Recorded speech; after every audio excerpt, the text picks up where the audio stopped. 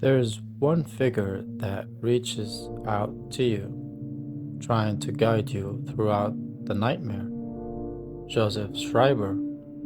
You never meet him in the flesh, but he's there, a presence in the background, communicating with you in mysterious, fragmented ways. At first, you don't know who he is, a ghost, a trapped soul, or maybe just a remnant of someone who was once human. Or maybe he's the one trapping you. That mysteriousness of the game and of this personality. His voice, though faint, is your only source of direction, trying to help you understand the truth behind the horrors of Room 302. There's a constant vagueness about him, a feeling that he's been through what you're now experiencing, and that he's desperate to warn you before it's too late. Little by little, you piece together his story. Joseph was the previous tenant, an investigative journalist who stumbled upon Walter Sullivan's twisted world. He tried to uncover the truth, but instead, he got trapped in it. The deeper he dug, the more terrifying his reality became. Now, in some form, he's reaching out from beyond, perhaps as a spirit, perhaps as someone, perhaps as something more, and he's trying to help you avoid his fate. Then comes the scene. Near the end, you're with Eileen, already on edge, and suddenly Joseph Schreiber appears, upside down, descending from the ceiling. His figure is warped, his voice muffled, covered in darkness. It's haunting, disturbing, and you can barely make out what he's saying. It's him. You've done well to make it this far. But there's one message that cuts through the void, echoing in your mind. Unalive him, unalive him. You must unalive Walter Sullivan before it's too late. That's the only way out. In that moment, the vagueness disappears. Joseph's traumatized, broken voice fills the room, repeating the same thing over and over again. Unalive him. The urgency is clear, the fear palpable.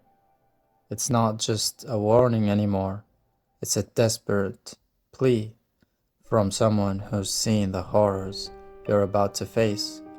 The final piece of truth falls into place. The only escape is to unalive Walter Sullivan. Joseph Schreiber is more than just a guide. He's a symbol of what happens when you get too close to the darkness.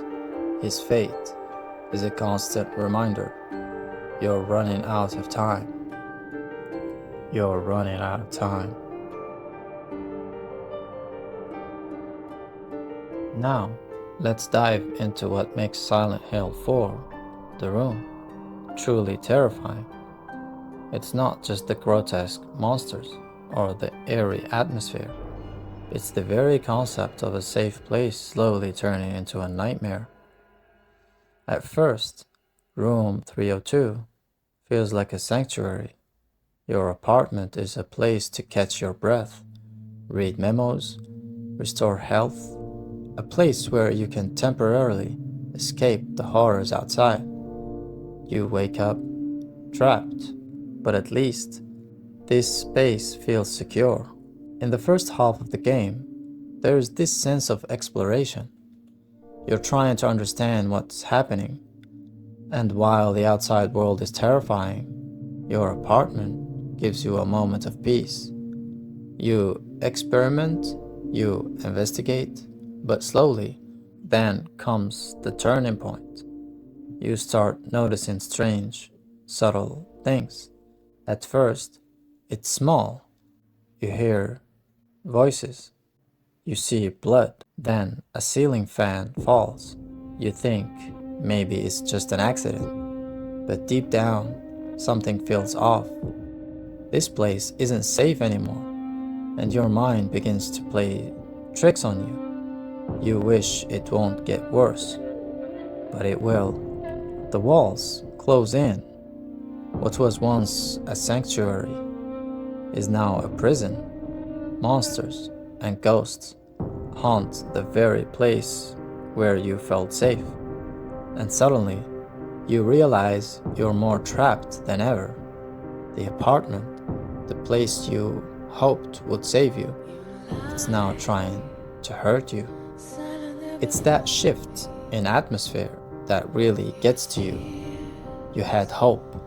You thought you could get out, but as you keep trying, each time the door opens, you're still trapped inside Walter Sullivan's twisted world.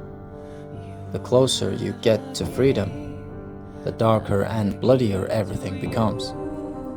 The apartment, your home, turns into something far more sinister. And then comes the discovery of the hidden room, the moment when it all comes together. You've been living in his nightmare, but you weren't alone. Walter Sullivan was there all along. The chains on the door, the inescapable horror, it was all him. You've been running from him, but he's been with you the entire time. That realization hits you like a ton of bricks, and the panic sets in. Now, you just want to escape, but the more you try, the more trapped you feel. The apartment is no longer your ally, it's your enemy. Each failed attempt to leave only plunges you deeper into the nightmare. And then, the game's endings, the creativity, the varying fates of Henry and Eileen, it all culminates in these final moments. Whether you make it out or not, the horror stays with you.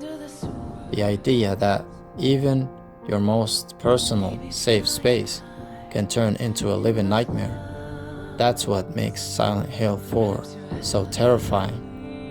Because in Silent Hill 4, safety is only an illusion, and once that illusion shatters, there's no escape.